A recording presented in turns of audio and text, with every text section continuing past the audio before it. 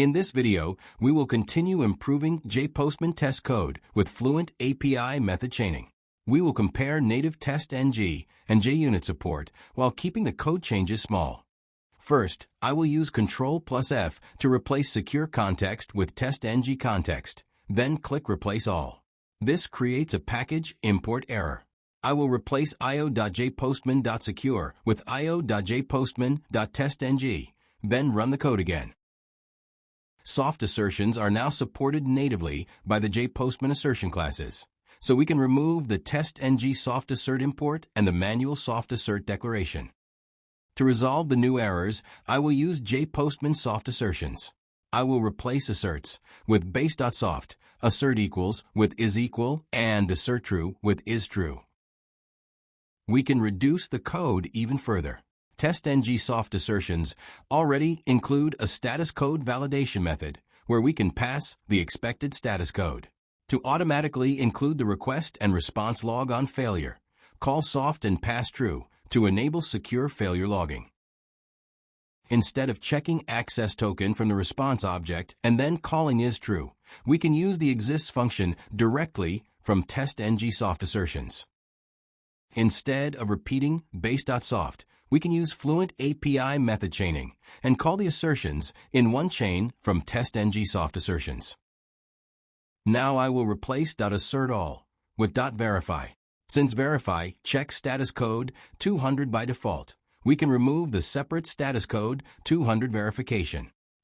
If the response returns a different status code, pass the expected value as a function argument. I intentionally changed access token to an invalid key and ran the code. The exception happens on line 35 when resToken.pathMyAccessToken is called, but we expected the validation to catch it earlier on line 34 with existsMyAccessToken. One option is to move .verify into the Fluent assertion chain.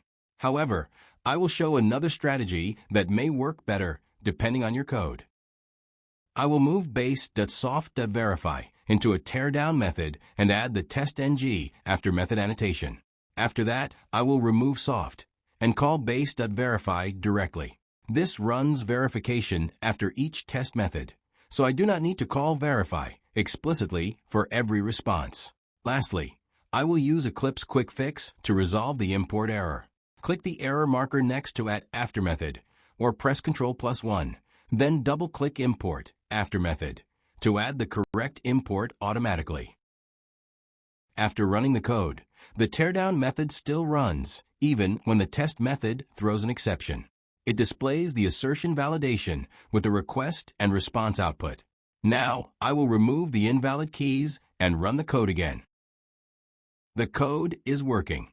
However, I do not like using the shared base reference inside each test method.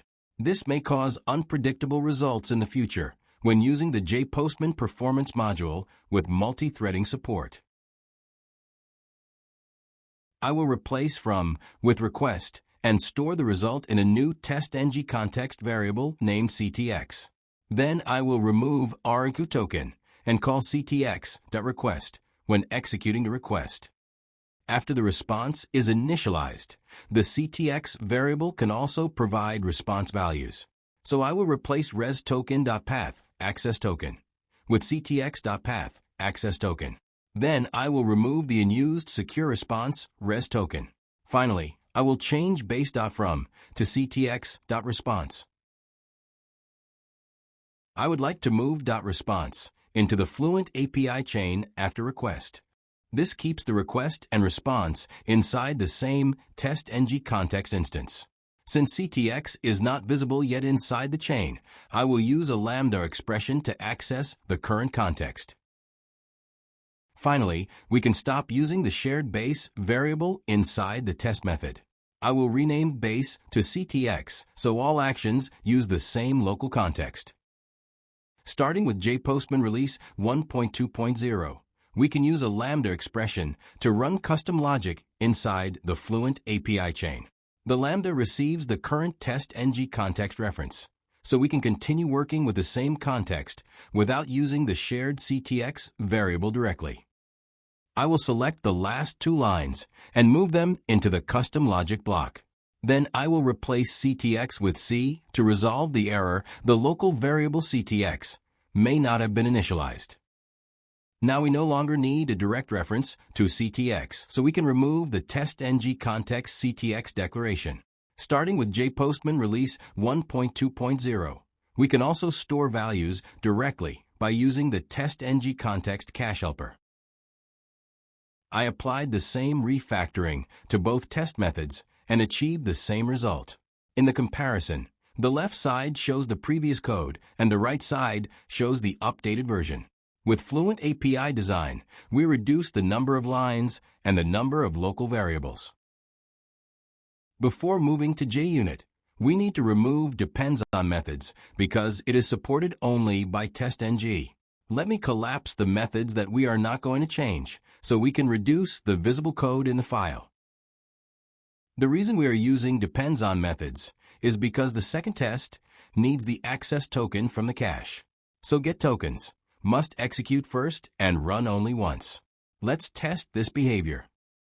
I will add system out inside getTokens and create another dependent test to verify the execution order. After running the tests, getTokens is called only once, but both dependent tests receive the cached access token. For cross-framework testing, we need to get the same behavior without using dependsOnMethods. We can do that by caching the access token execution result with the base TestNG context instance and a Lambda expression. I will move system out inside the Lambda expression. Then I will replace the temporary return null placeholder with the result from the TestNG context Fluent API chain. Next, convert getTokens from a test method into a helper function that returns TestNG context. Since this is no longer a test method, remove the test annotation. Then call getTokens from the other tests and read access token from the return context. Currently, we are storing access token twice, once as the result of this Lambda expression, using the function name as the cache key, and again under the explicit key access token. To avoid that duplication, we will return path access token as the result of the current function. Then I will remove the second cache call, update the function return type to string, and remove the cache access token from both getTokens calls. Finally, we can remove dependsOnMethods from both tests and run the code again. Both tests passed and system out displayed once. To generate different tokens with the same function, add a method argument and pass that value as the second cache argument. Before demonstrating the JUnit changes, I will copy the current class and rename it. Then I will collapse the methods that we are not changing to make the updates easier to review. First, open pom.xml and add the JPostman JUnit dependency. Then go back to the test file, press Ctrl+F, search for TestNG.annotations, and replace it with JUnit.jupyter.api. Click Replace All. Next, change before class to before all and after method to after each. When running JUnit, the output may not appear in the console. Open the JUnit result window to review it. This can be improved with io.jpostman.junit.jpostman.JUnit. Add this annotation and use print failures equals true to print failure details. Congratulations! We completed the TestNG and JUnit examples with JPostman native test support.